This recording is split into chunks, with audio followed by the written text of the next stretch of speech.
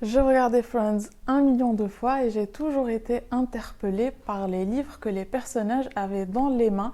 Alors en tout, il y a environ 35 livres qui apparaissent dans les 10 saisons de la série et j'en ai choisi 12 à lire pour cette vidéo et donc j'ai choisi 2 livres par personnage.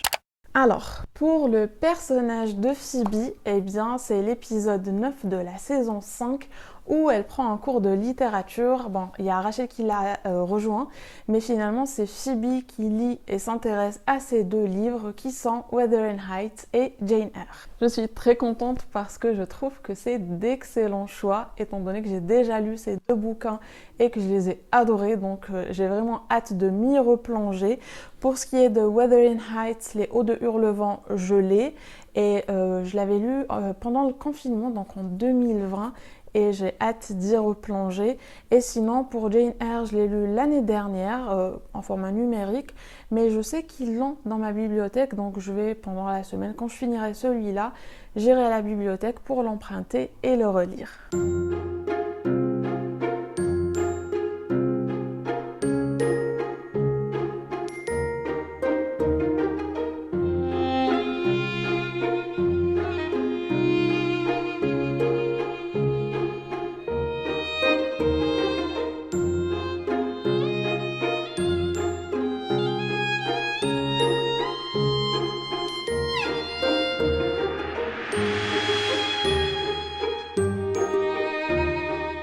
Alors, je viens de passer à la bibliothèque pour emprunter Jane Eyre. Je savais qu'il l'avait, d'ailleurs j'ai trouvé 2 copies, une en français et une en anglais, mais j'ai pris celui en anglais parce que voilà, c'est la langue originale.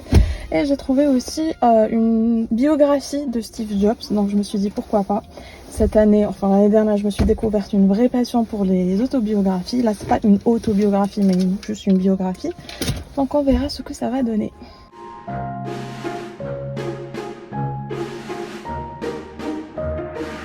Alors, je viens vous faire un petit retour par rapport aux livres de Phoebe, enfin, les livres que Phoebe a lus dans la série Friends. Donc, nous avons le premier qui est Wuthering Heights. Ce livre est une pépite, vraiment c'est un coup de cœur pour moi. J'ai vraiment pris beaucoup de plaisir à le relire, même s'il y a beaucoup de noirceur et donc ça peut être un petit peu lourd sur l'esprit de temps en temps.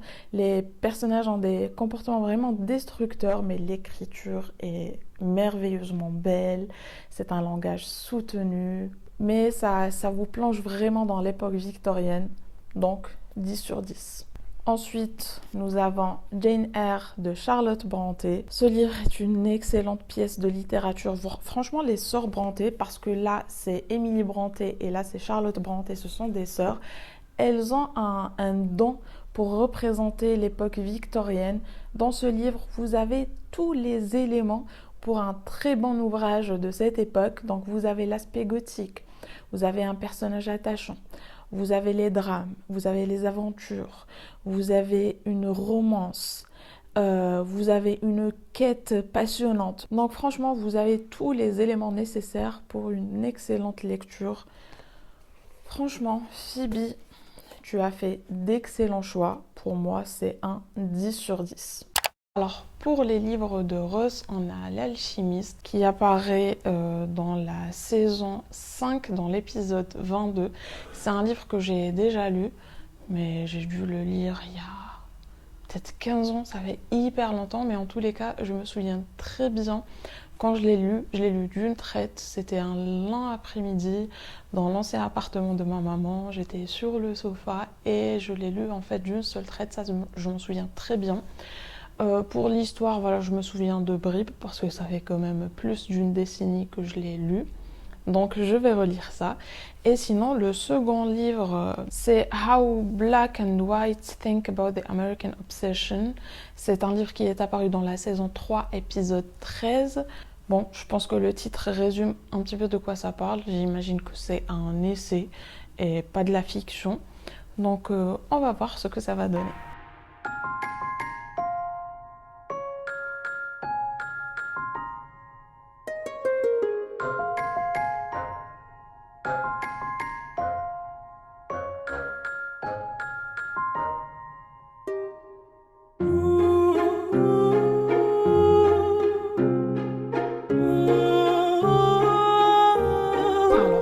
petit retour sur les lectures de Ross, à commencer par L'Alchimiste. Bon, j'ai pas pu le lire d'une traite, je l'ai même lu je pense sur plusieurs jours. Et comment vous dire, cette histoire en fait c'est une quête avec une fin assez importante qui porte un message. Et donc cette fois, en le relisant, la première fois j'ai été très intriguée parce que voilà, je connaissais pas la fin. Et la fin a vraiment eu son impact étant donné que je m'y attendais pas. Que si vous ne l'avez jamais lu, ça va être une bonne lecture, mais quand on l'a déjà lu, voilà. Après, je trouve aussi que c'est le meilleur livre de Paulo Coelho parce que je me souviens que c'était le premier que j'avais lu de cet auteur. Par la suite, j'ai lu une dizaine d'autres de ses livres et aucun d'eux ne m'a plu autant que celui-là. Donc voilà. Et en ce qui concerne le... Pourquoi je tiens le micro comme ça? Aucune idée pourquoi je tiens mon micro comme ça au lieu de l'accrocher, mais on va continuer comme ça. Donc le second, je l'ai lu sur ma Kindle.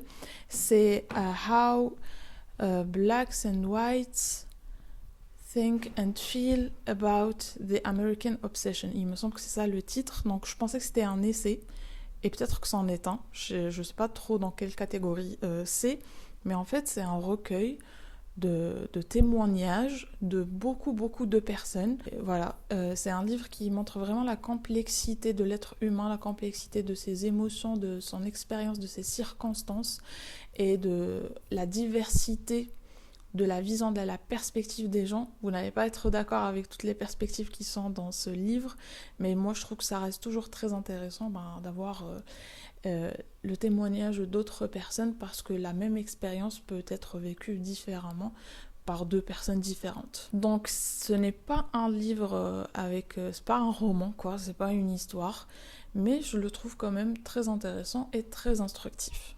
Et même si je crois que ça fait longtemps que ça a été écrit, d'ailleurs il y a des gens qui avaient beaucoup d'espoir que dans notre ère maintenant, il y a certaines choses qui vont changer comme la discrimination, le racisme, etc.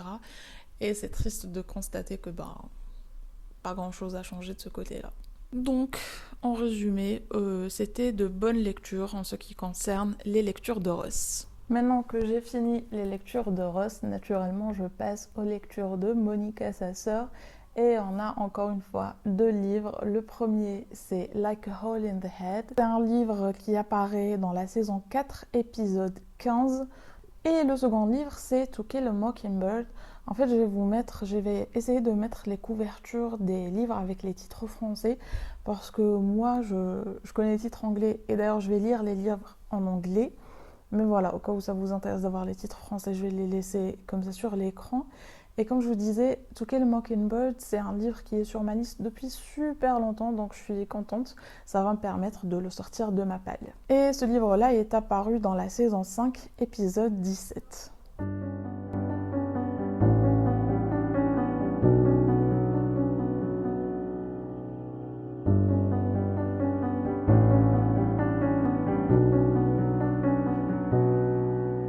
Alors, je reviens avec mon avis sur les livres de Monica. Donc, j'ai lu le livre Like a Hole in the Head et To Kill a Mockingbird, qui en français Ne tuez pas l'oiseau moqueur, il me semble. Donc, pour Like a Hole in the Head, en fait, je sais pas pourquoi, mais je pensais que j'allais détester ce livre. Il me semblait que c'était un truc du genre espion, etc. C'est pas vraiment le genre de livre que j'apprécie, mais finalement, pas du tout. Bon. C'est quelque chose d'assez loufoque en fait. Le personnage principal est en même temps très charmant et très détestable. Elle est un petit peu agressive, un petit peu vulgaire, un petit peu téméraire, mais en même temps elle est attachante. Et le cadre, en fait, je savais pas du tout, mais ça se passe dans une librairie. Étant donné qu'elle travaille dans une librairie, ça parle d'un livre, donc voilà. Moi, il m'en faut pas plus pour être heureuse. Donc, même si par la suite, ça va évoluer sur quelque chose d'assez rocambolesque, ça restait plutôt intéressant, surtout le début. Moi, j'ai beaucoup aimé le début. Donc, c'était une lecture intéressante, assez différente de ce que j'ai l'habitude de lire. D'ailleurs, j'ai vu si l'autrice... C'est une autrice ou un auteur? Bref, si l'auteur avait un autre bouquin, mais en fait, il ou elle n'a écrit que ce livre. Donc... c'est dommage parce que c'était vraiment très intéressant. C'était le genre de personnage que j'aime bien dans les livres. Ensuite, pour ne tirez pas sur l'oiseau moqueur, To Kill a Mockingbird, c'est un classique pour une raison. Voilà, j'ai beaucoup aimé, j'aime beaucoup les récits de ce genre. Et on a la perspective d'une fille de 8 ans. Moi, je trouve ça toujours super attachant d'avoir la perspective d'une enfant. Et c'est un sujet qui traite de sujets très importants. C'est un sujet, je dis, c'est un livre qui traite de sujets très importants. Je suis toujours friande de livres qui traitent de la ségrégation, etc. parce que je trouve que c'est un sujet très important sur lequel il faut être informé. Et donc, voilà, c'est un livre qui était sur ma liste depuis longtemps. Je suis très contente que Monica m'ait poussée à le sortir parce que c'était une excellente lecture. Après, on va voir du coup maintenant, après Monica, logiquement, je vais attaquer les bouquins de Chandler. Et pour Chandler, nous avons 100 ans de solitude et Chicken Soup for the Soul.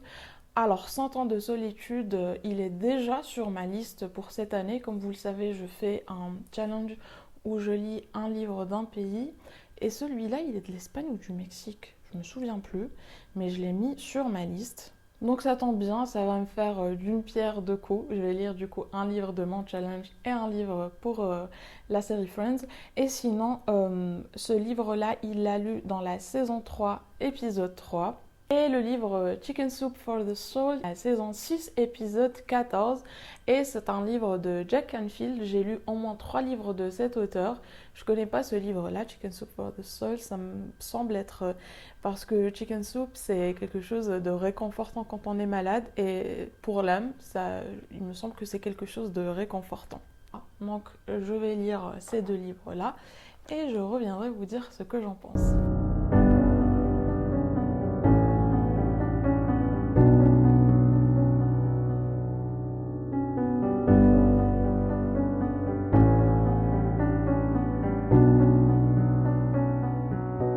Alors, j'ai fini les livres de Chandler et quelle surprise en fait, parce que pour le premier livre, Les 100 ans de solitude, je vous avais dit que c'était sur ma liste, je voulais le lire, je sais que c'est un classique, mais je ne sais pas pourquoi, dans ma tête, ça parlait d'un prisonnier ou de prison ou d'un truc du genre, alors que pas du tout.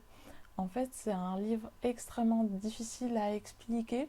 J'ai fait mes petites recherches, apparemment, ça s'appelle du réalisme magique, parce qu'en fait, c'est du fantastique. Il y a plein de choses très bizarres, comme des gens qui flottent, des fantômes, et un truc qui prête beaucoup à confusion, c'est aussi les prénoms.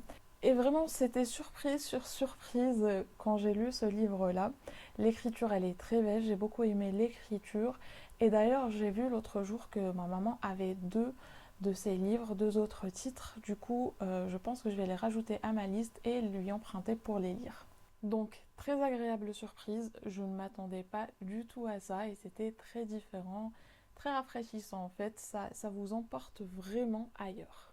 Après, pour Chicken Soup for the Soul, c'est ce à quoi je m'attendais. Par contre, c'est comme je vous ai dit, c'était quelque chose de réconfortant pour l'âme. Donc vous avez 101 histoires, il me semble, et vous avez plein de thématiques. Donc vous avez des thématiques de l'amour, l'amour en général. Vous avez sur les parenting, donc l'éducation des enfants, un truc du genre. Bref, vous avez pas mal de sujets différents. Et à chaque fois, vous avez plusieurs histoires. Ce sont des histoires très courtes, des histoires vraies. Et ce sont vraiment des histoires qui font du bien, qui font chaud au cœur. Il y en a qui sont émouvantes, d'autres vous donnent la chair de poule. Mais voilà, c'est vraiment quelque chose qui réconforte. Si vous avez besoin de réconfort, si vous avez besoin de lecture qui vous redonne espoir, comme ça, qui fait du baume au cœur, ben, lisez ce livre-là. Il y a des personnes qui n'aiment pas, qui disent que c'est trop gnangnan, etc. Moi, j'ai bien aimé. Donc, pour Chandler, 2 livres très exotiques, on va dire. C'est des livres qui ne ressemblent pas beaucoup aux livres mainstream qu'on peut trouver partout. Et je trouve que ça représente très bien le personnage de Chandler. Il est sensible, il est très gentil, mais en même temps, il est un petit peu loufoque, il est un petit peu rêveur, etc. Donc je trouve que, jusqu'à présent, je trouve que les livres représentent très bien les personnages, en fait. Même si, oui, on pourrait dire que le personnage le plus bizarre dans Friends, c'est Phoebe, et on lui a donné deux classiques où il n'y a rien de bizarre en fait. Mais je trouve aussi que Phoebe, c'est vraiment un personnage qui représente une femme indépendante, surtout une femme qui croit en elle-même, une femme qui n'a peur de rien, une femme surtout qui s'affirme complètement. J'estime que ce sont des choses qu'on retrouve dans les deux livres qu'on lui a signés, que ce soit Wuthering Heights ou encore Jane Eyre. Enfin bref, personne n'a dit que les livres devaient ressembler aux personnages. C'est juste une conclusion que je suis en train d'en tirer. J'allais partir, j'allais oublier de vous présenter pour le coup. Après Chandler, je pense que je vais lire Joey, puisque on a Monica avec Chandler et on a Chandler qui était avec Joey. Donc, pour Joey, je sais que nous avons un tout petit livre et un livre que j'adore. Un petit instant, je vais aller le chercher. Alors, pour Joey, j'applaudis son choix. Il a lu The Shining de Stephen King. Et on le voit dans l'épisode 13 de la saison 3. D'ailleurs, ce livre lui fait tellement peur qu'il le met au congélateur pour qu'il ne lui fasse plus peur. J'ai lu ce livre en 2017 et je me souviens comme si c'était hier. Je travaillais dans un laboratoire d'étalonnage où c'était très encadré, très stérilisé et tout. Et donc, on avait des vestiaires où on devait laisser toutes nos affaires. On ramenait rien avec nous dans le laboratoire.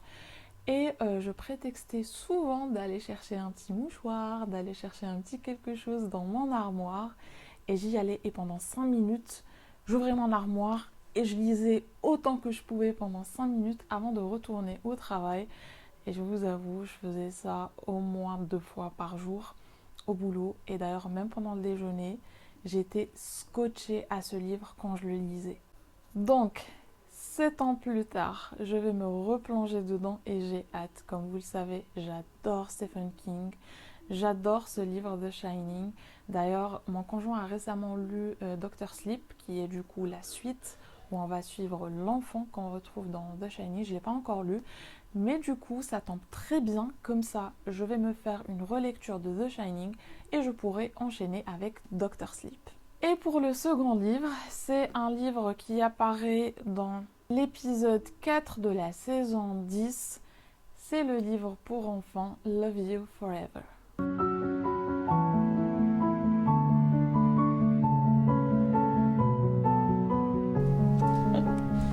Je suis fatiguée. Alors, je vous fais un petit retour par rapport au livre de Joey. Donc, en ce qui concerne Shining, c'est sans surprise en fait, parce que je l'ai déjà lu, j'ai déjà adoré, donc je savais que j'allais adorer. Donc, on a une famille dans un hôtel isolé, hanté, un père qui est en train de disjoncter, un enfant qui a un don spécial, qui entend et voit des choses. C'est un huis clos, on a une tempête de neige et c'est avec ces ingrédients que Stephen King nous a concocté un classique de l'horreur. Moi, je trouve que c'est un classique dans le genre. C'est vrai que souvent, on dit que c'est le maître de l'horreur, c'est le maître de l'horreur. Alors oui, c'est incontestablement le maître de l'horreur, mais c'est vrai qu'il y a plein de livres de Stephen King qui ne font pas peur du tout. Ce qui n'est pas le cas de celui-là. Donc si vous avez peur, si vous êtes peureux, ne lisez pas ce livre parce qu'il fait vraiment peur. Ou sinon, mettez-le dans le congélo comme Joey quand ça devient trop effrayant. Il y a aussi l'adaptation cinématographique que je trouve plutôt pas mal. D'ailleurs, pour ce livre, c'est l'un des rares livres où j'avais vu le film avant de lire le livre. Et du coup, quand je lisais le livre, dans ma tête, les personnages, c'était les personnages que j'ai vus dans le film et ça marchait super bien. En tous les cas, moi maintenant que je l'ai relu, j'ai hâte de lire Dr. Sleep, qui est du coup l'enfant qu'on retrouve dans ce livre, et je vais vous en dire bien entendu des nouvelles dans un de mes points lecture. Et après Shining, je sais pas pourquoi je l'appelle The Shining, c'est juste Shining, j'ai lu le livre pour bébé Love You Forever. Alors, pour l'histoire, on a en fait une maman qui prend son bébé comme ça dans ses bras, qui le berce et qui lui chante une petite comptine où elle dit Love you forever, I like you for always, as long as I'm living, my baby you will be. Ensuite, le bébé devient enfant et on la voit s'introduire dans sa chambre pendant qu'il dort et elle le prend dans ses bras et elle le berce, elle lui chante la chanson. Bon, ça reste mignon. Par la suite, le petit enfant devient un adolescent et elle continue à s'introduire dans sa chambre pour le bercer et lui chanter cette comptine. ça devient de plus en plus gênant. Ensuite, l'adolescent devient adulte et du coup, il part vivre seul. Et la maman, qu'est-ce qu'elle fait? Pendant la nuit, elle prend sa petite camionnette, sa grosse échelle, et elle va à l'autre bout de la ville, là où habite son fils adulte, et elle attend jusqu'à ce que toutes les lumières soient éteintes dans la maison, et elle s'y introduit par effraction en utilisant son échelle, et elle va prendre cet adulte dans ses bras pour le bercer et lui chanter la cantine. Donc là, ça a évolué de gênant à carrément flippant. Et bon, je sais que c'est pour les enfants, que c'est pour les bébés, donc l'intention elle est super innocente, mais ça reste super gênant avec mon regard d'adulte. Et du coup, par la suite, ça redevient un petit peu mignon étant donné qu'elle, elle va devenir malade et alitée. Et on a son fils adulte qui va aller la voir et elle va commencer à lui chanter la cantine. Et ce qu'il va faire, c'est qu'il va lui dire « laisse-moi la finir » et il va la prendre, elle, dans ses bras et il va la bercer et lui chanter la chanson. Mais il remplace « As long as I'm living, my baby you'll be », il dit « As long as I'm living, my mom you'll be » ou un truc du genre, bref. Ce qui veut dire que il dormait pas toutes ces fois, puisqu'il connaît la cantine, c'est-à-dire qu'il l'entendait, c'est-à-dire qu'il dormait pas quand elle venait le bercer. Quand il était enfant, bon, ça reste mignon, mais quand c'était un adulte, ça reste un petit peu bizarre quand même. Et par la suite, il revient et il rentre chez lui et il a un bébé. Lui-même a un bébé maintenant, c'est une fille, c'est une petite fille.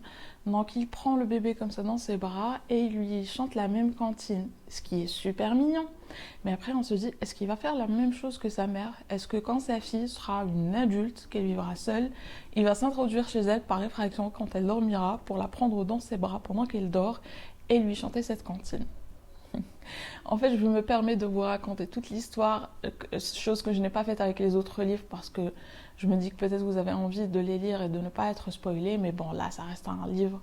Il y a très peu de chances que vous le lisez parce que c'est un livre pour enfants et de toutes les manières, c'est pas une intrigue incroyable qu'il ne faut absolument pas vous spoiler. Mais je devais vous le raconter pour vous donner mon avis parce que c'était les montagnes russes entre c'est mignon, c'est flippant, c'est mignon, c'est gênant. Donc voilà pour cette histoire. Je sais, encore une fois, c'est pour des bébés, c'est pour des enfants en bas âge. Donc c'est avec un regard très innocent, ça reste mignon, l'amour éternel d'un parent pour son enfant, comme un parent va voir son enfant comme étant éternellement un bébé, etc. Mais avec un regard d'adulte, je vous avoue que c'est un petit peu flippant, surtout qu'il y a certains dessins où c'est flippant d'ailleurs. Donc, pour les livres de Joey, j'avais vraiment envie de découvrir cette histoire. Je pensais qu'elle allait être super mignonne et triste aussi à la fin. Mais finalement, elle n'est pas triste, comme je vous ai dit. Elle est mignonne et flippante en même temps. Et pour The Shining, c'est flippant, ça fait peur. Donc, pour Joey, je ne sais pas pourquoi ils ont choisi deux livres qui font un petit peu peur. Donc, je ne saurais pas vraiment vous dire cette fois si les livres représentent bien le personnage. Mais en tous les cas, chapeau à Joey pour avoir choisi The Shining. Shining, pas The Shining. C'est un excellent livre que je vous recommande si vous aimez les bouquins de Stephen King ou si vous aimez ce qui fait peur en général. Du coup, il ne me reste plus que Rachel. Donc pour les deux livres de Rachel, on a Little Women qui est un classique. Je sais plus c'est quoi le titre français. Je vous le mettrai sur l'écran. Je vous mettrai la couverture du titre français à l'écran. C'est un classique, je ne m'attendais pas à ça pour Rachel. Et on a aussi The Last Thing He Wanted qui est un thriller. Encore une chose que je n'attendais pas du tout pour Rachel. Moi, je pensais que les livres de Rachel, ça allait être des romans à l'eau de rose, mais pas du tout. Pour Little Women, c'est un livre qui apparaît dans l'épisode 13 de la saison 3. D'ailleurs, elle fait un échange avec Joey où lui donne le Shining à lire et elle lui donne Little Women à lire. Et pour le livre The Last Thing He Wanted, c'est un livre qui apparaît dans l'épisode 25 de la saison 3. Un classique et un thriller, mes deux genres favoris, donc je pense que je vais me régaler.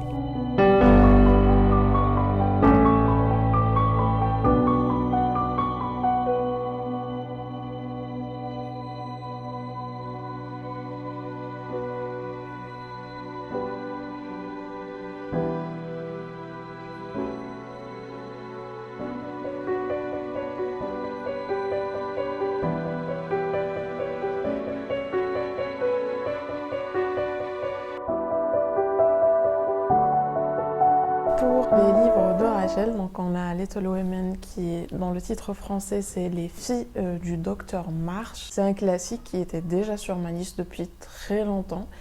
Et du coup, c'était la bonne occasion pour le lire. Donc on va suivre les sœurs, on a l'écrivaine. Donc c'est un sujet que j'aime beaucoup. J'aime beaucoup quand dans un livre, on parle d'un écrivain ou d'une écrivaine. Je trouve ça très intéressant. À l'époque où ça se passait, moi j'adore tous les livres qui se passent à cette époque. Il y avait des petites longueurs qui, je trouve, reviennent souvent dans les livres de ce genre. Personnellement, ça ne me dérange pas beaucoup, mais je sais qu'il y a beaucoup de gens, ça les dérange. Et donc je tenais à le préciser, mais sinon, mis à part ça, c'était une très très agréable lecture. Et je pense qu'il y a une série ou un film ou un truc du genre. Donc je me dis pourquoi pas voir ça maintenant que j'ai lu le livre. Et en ce qui concerne l'autre livre qui était un thriller, The Last Thing He Wanted, on va dire que c'est pas le genre de thriller que je préfère. Moi, je préfère plutôt les thrillers psychologiques, les thrillers domestiques. Et là, en l'occurrence, on a quelque chose de politique, on a du trafic d'armes, on a... C'était beaucoup trop politique à mon goût. Mais voilà, le personnage principal, c'est une femme, elle est journaliste. Et donc, elle va un petit peu partout pour faire des petites enquêtes. Et va y avoir une histoire avec son père. Et comme je vous l'ai dit, il y a une histoire de trafic d'armes, etc. Bref, c'était pas vraiment ce que je préfère lire. Mais bon, je l'ai lu quand même. Je saurais pas dire si je le recommande ou pas parce que voilà, comme je vous l'ai dit, c'est pas ma tasse de thé. Mais voilà, c'était pas non plus une lecture horrible. Et j'ai vu aussi qu'ils avaient une adaptation cinématographique sur Netflix.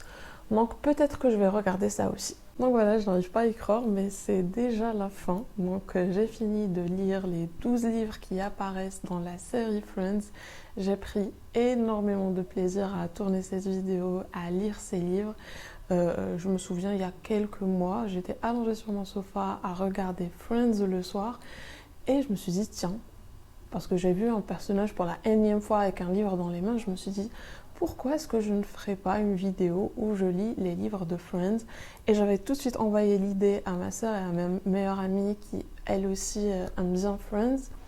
Et j'ai appliqué, je suis très contente de l'avoir fait. C'est un concept un petit peu différent de ce que je fais d'habitude. C'est surtout une vidéo qui prend beaucoup de temps à tourner puisque je l'ai tournée sur des mois. Je n'ai pas du tout lu ces livres sur une courte durée.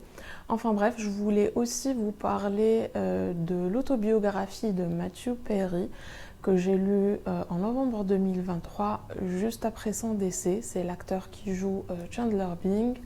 Et il a sorti une autobiographie une année avant sa mort. Et juste après sa mort, je l'ai lue.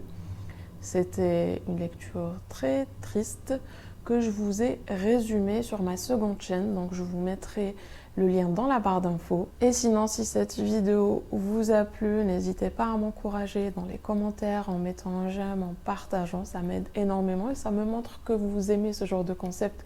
Et donc je pourrai vous en faire d'autres. Parce que très franchement, je n'ai pas envie de m'investir comme ça dans un concept du genre qui va me prendre des mois à tourner si au final ça ne vous plaît pas. Donc j'espère que ça vous a plu. Si vous n'êtes pas abonné, abonnez-vous pour ne pas manquer mes prochaines vidéos. Et on se retrouve mercredi prochain à 18 h pour une nouvelle vidéo.